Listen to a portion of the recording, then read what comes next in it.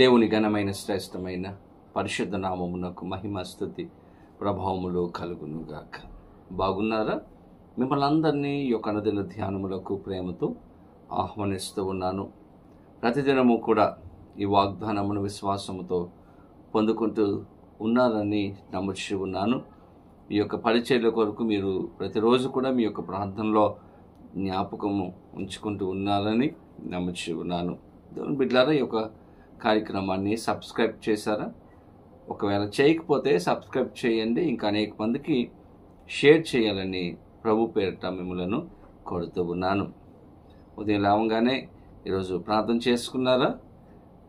వాక్యం చదువుకున్నారా? ప్రభుతో సమయాన్ని గడిపారా?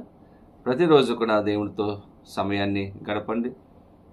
అప్పుడు మనలను దేవాది దేవుడు ఆశీర్వదిస్తారు. మనకి ఏ యొక్క అక్కర్లు ఉన్నాయో, అవసరతలు ఉన్నాయో వాటన్నిటిని తీర్చే దేవుడుగా ఆయన ఉంటారు. ఈరోజు ప్రార్థన చేసుకుని ప్రభు మన కోసం సిద్ధపరిచిన వాగ్దానమును ప్రార్థనాపూర్వకముగా పొందుకుందాం. తలల వంచండి, ప్రార్థన. పరిశుద్ధులని వందనాలు, స్తోత్రాలు. ఉదయకాలంలో మేము నీ సన్నిధికి వచ్చి ఉన్నాము. మాతో మీరు మాట్లాడండి. దర్శించి మీరు ఆస్వాదించిన కృపలో భద్రపరచమని సహాయం చేయమని యేసు నామమున అడిగి వేడుకొనొచ్చు ఉన్నాము మా పరమ తండ్రి, ఆమేన్. ఈ దినం దేవుని వాగ్దానం చదువుకుందాం. బైబిల్ గ్రంథాలు తెరవండి. ద్వితీయోపదేశకాండము 28వ అధ్యాయము 3వ వచనమును చదువుకుందాం. నీవు పట్టణములో దీవింపబడదువు, పొలములో దీవింపబడదువు. దేవుని స్తోత్రం. చక్కని వాగ్దానం. దేవుని బిడ్డలారా, ఈ యొక్క అధ్యాయాన్ని మనం చదువుతూ ఉన్నప్పుడు అన్ని ఆశీర్వాదాలు దేవుడు ఉంచారు. మానవుడు దీవించబడాలి, ఆశీర్వదించబడాలి, ఉన్నతమైన స్థానంలో ఉండాలి అన్నటువంటిదే దేవుని యొక్క ఉద్దేశం. ప్రతి ఒక్కరూ కూడా దీవించబడాలి. దేవుని బిడ్డలారా, దీవెనలు దేవుడు మన కోసం దాచి ఉంచి ఉన్నారు. ఆయన మనలను దీవించే దేవుడు, ఆస్వాదించే దేవుడుగా నుంచి ఉన్నాడు. ఏ వాగ్దానం అయితే మన జీవితంలో దేవాది దేవుడు చేశారో ఆ వాగ్దానాన్ని ఖచ్చితంగా మన జీవితంలో నెరవేర్చే దేవుడు, మనందరికీ కూడా అనుగ్రహించే గొప్ప దేవుడు. ఈరోజు దేవుడు మనతో మాట్లాడుతూ ఆయన అంటూ ఉన్నారు, నీవు పట్టణములో దీవింపబడదువు, అలాగే నీ యొక్క పొలములో నీవు దీవింపబడతావు అని దేవుని వాక్యం తెలియజేస్తూ ఉంది. పట్టణములో మీరెక్కడైతే ఉన్నారో, ఏ స్థలములో అయితే ఉన్నారో అక్కడ దేవుడు మిమ్మలను దీవిస్తారు. అలాగే పొలము అనగా మీ యొక్క ఉద్యోగాలు, మీ యొక్క వ్యాపారాలలో ఏ పనులైతే మీరు చేస్తూ ఉన్నారో దేవుడు వాటిలో ఆశీర్వాదములు మీకు అనుగ్రహించాలని ఆయన ఆశపడుతూ ఉన్నారు. మీరు ఉన్న స్థలములో, మీరున్న గృహములో మీరు చేస్తున్న పనిని దేవుడు ఖచ్చితంగా ఈరోజు దీవించబోతూ ఉన్నారు. ఈరోజు మీరు అనుకోవచ్చు, ఎంతవరకు కూడా ఎటువంటి మార్పులు లేవు నా యొక్క కుటుంబంలో, నా యొక్క ఉద్యోగంలో, నా వ్యాపారంలో, నా యొక్క జీవితంలో ఎటువంటి మార్పులు లేవు, ఏ యొక్క ఆశీర్వాదమును పొందగలేకపోయాను. ఈరోజు ఖచ్చితంగా దేవుడు చేస్తాడా అన్నటువంటి ఒక ఆలోచన మీ జీవితంలో ఉంటూ ఉండవచ్చు. కానీ దేవుడు ఇస్తున్నటువంటి వాగ్దానము, నేను మిమ్మలను మీరున్న పట్టణములో పొలములో దీవిస్తానని వాగ్దానం చేస్తూ ఉన్నారు. దేవుని బిడ్డలారు, ఎప్పుడు ఆయన దీవిస్తారు? ఎప్పుడు ఆయన యొక్క ఆశీర్వాదమును మనం పొందుకుంటాము అంటే పై వచనములో దేవాది దేవుడు తెలియజేస్తూ ఉన్నారు. 1వ వచనములో, నీవు నీ దేవుడిని యెహోవా మాట శ్రద్ధగా విని నేడు నేను నీకు ఆజ్ఞాపించుచున్న ఆయన ఆజ్ఞలన్నిటినీ అనుసరించి నడుచుకొనిన ఎడలా. దేవుడు ఒక కండిషన్ పెట్టారండి. ఎప్పుడు దేవుడు మనలను ఆశీర్వదిస్తాడు?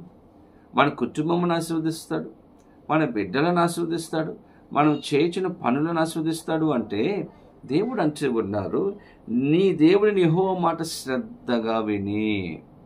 దేవుని మాటను మనము శ్రద్ధగా వినినప్పుడు, ఆయన మాటకు మనము లోబడినప్పుడు, ఆయన చెప్పినట్లుగా మనం చేసినప్పుడు, అంత మాత్రమే కాదు, నా యొక్క ఆజ్ఞలన్నిటినీ అనుసరించి నడుచుకొనిన ఎడలా.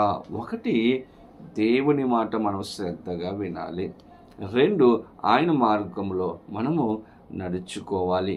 మనము ఆ విధంగా జీవించినప్పుడు ఖచ్చితంగా ఆయన మనలను ఆశీర్వదిస్తారు.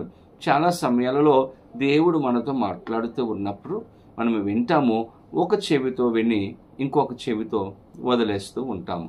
కానీ దేవుని బిడ్డల వాక్యం తెలియజేస్తూ ఉంది, ఎప్పుడు మనం దీవించబడతాము అంటే ఆయన మాట శ్రద్ధగా వినినప్పుడు.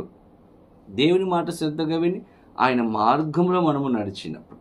మన యొక్క ఇష్టమైన మార్గంలో మనము నడవడం కాదు, కానీ దేవునికి ఇష్టమైన మార్గంలో మనము నడవాలి.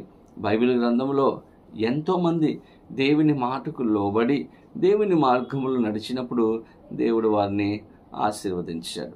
అబ్రహామును దేవుడు ఆశీర్వదించాడు, యాకోబును దేవుడు ఆశీర్వదించాడు, అలాగే ఇస్సాకును కూడా దేవుడు ఆశీర్వదించాడు.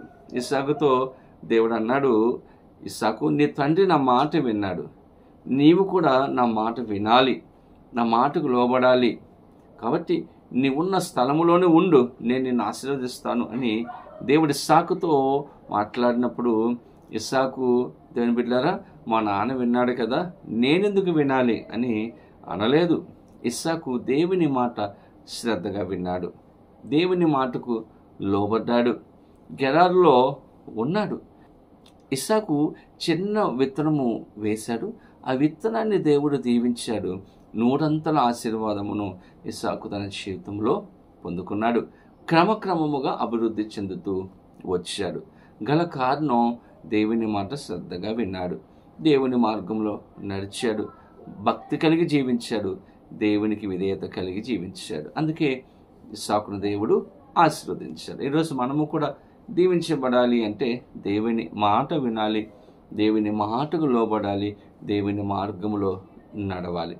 దేవునికి ప్రతిరోజు కూడా మన సమయాన్ని కేటాయించి మన భక్తి జీవితంలో, ఆత్మీయ జీవితంలో మనం ఎదుగుతూ ఉన్నప్పుడు ఖచ్చితంగా ఆయన యొక్క ఆశీర్వాదాన్ని మనము పొందుకుంటాము. అటువంటి కృప పరిశుద్ధాత్మ దేవుడి వీడియో చూస్తున్న ప్రతి ఒక్కరికి అనుగ్రహించి సహాయము చేయనుగాక. ఆమేన్. ప్రార్థన. పరిశుద్ధుల నీకు వందనాలు, స్తోత్రాలు. ఏదను మాకిచ్చిన శ్రేష్టమైన వాగ్దానమును బట్టి మీకు వందనాలు అయ్యా. మమ్మలను ఆశీర్వదిస్తానని వాగ్దానం ఇచ్చారు. ఈ వాగ్దానము ప్రతి ఒక్కరికి మీరు అనుగ్రహించండి. మేమందరము నీ మాటకు లోబడే వ్యక్తులముగా, నీ మార్గములో నడిచే వ్యక్తులముగా ఉండడానికి మాకు సహాయం దయచేయండి. ఈ వీడియో చూసిన ప్రతి బిడ్డ జీవితంలో అద్భుతమైన కార్యము చేయండి. ఎవరెవరైతే ఏ విషయాలైతే అడుగుతూ ఉన్నారో, మీ పాదాల దగ్గర పెట్టి ఉన్నారో, వారికి సహాయం దయచేసి ప్రతి ప్రార్థనకు జవాబు దయచేయమని, కుటుంబాలలో గొప్ప సమాధానము దయచేయమని యేసు నామమున అడిగి వేడుకొనొచ్చు ఉన్నాము మా పరమ తండ్రి. ఆమేన్. తండ్రి, కుమార, పరిశుద్ధాత్మతో యొక్క దేవుని యొక్క దీవెన ఆశీర్వాదము సదాకాలము కలుగును గాక. ఆమేన్. దేవుడు మిమ్మలను దీవించును గాక. ఆమేన్.